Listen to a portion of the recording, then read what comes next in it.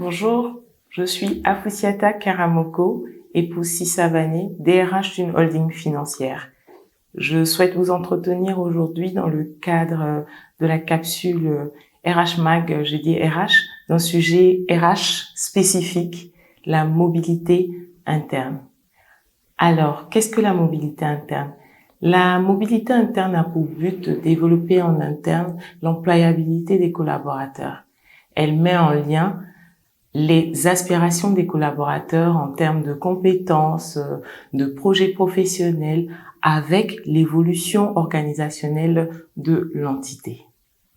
Nous avons deux sortes de mobilité, donc la mobilité au fil de l'eau, appelée également la mobilité au coup par coup, qui est une mobilité réactive.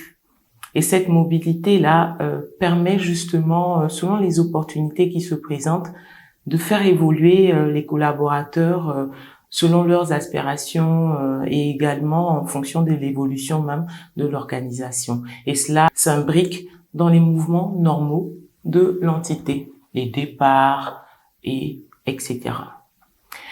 Nous parlerons également de la mobilité à l'initiative de l'employeur. Cette mobilité à l'initiative de l'employeur, appelée également mobilité organisée, est une mobilité plutôt volontariste, c'est-à-dire elle est organisée par l'employeur pour ce qui concerne les meilleurs collaborateurs, les talents et également les hauts potentiels. Vous me direz quel est l'objectif de la mise en œuvre d'une mobilité au sein d'une entité?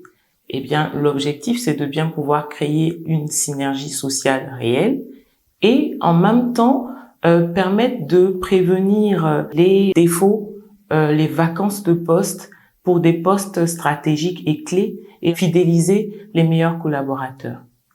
Comment faire de la mobilité et de façon efficace?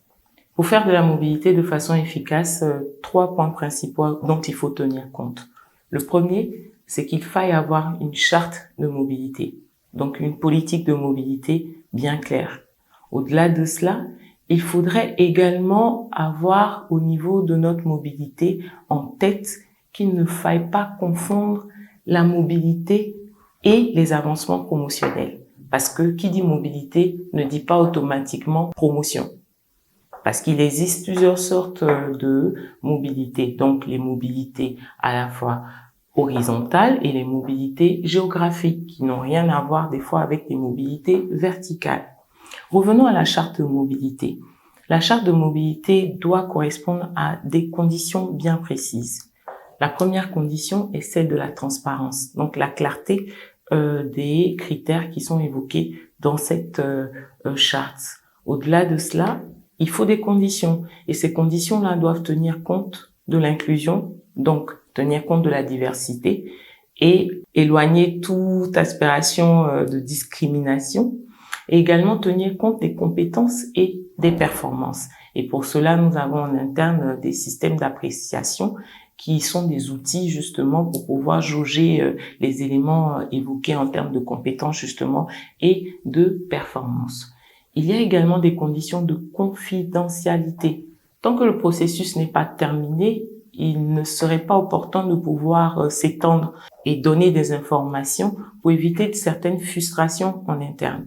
D'accord? Le collaborateur concerné doit pouvoir informer son manager d'origine, mais seulement lorsque le processus a été validé par la DRH. Au-delà de cela, un autre élément, et non des moindres, c'est de pouvoir tenir compte de la mobilité. On tient compte des éléments de prise en charge d'un recrutement. Alors, il faut un temps d'adaptation, de la formation, de la remise à niveau, etc.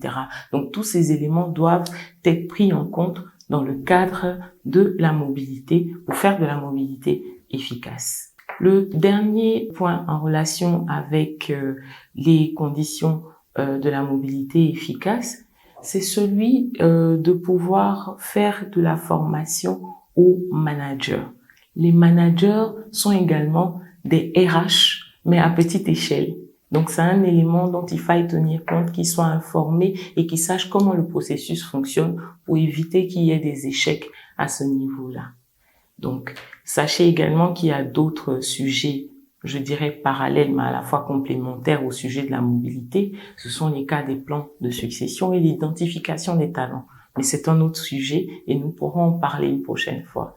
Je vous remercie pour votre attention et je remercie également le RH-Man pour cette opportunité afin que je puisse me prononcer sur un sujet qui passionne vraiment à la fois les collaborateurs et les DRH. Merci.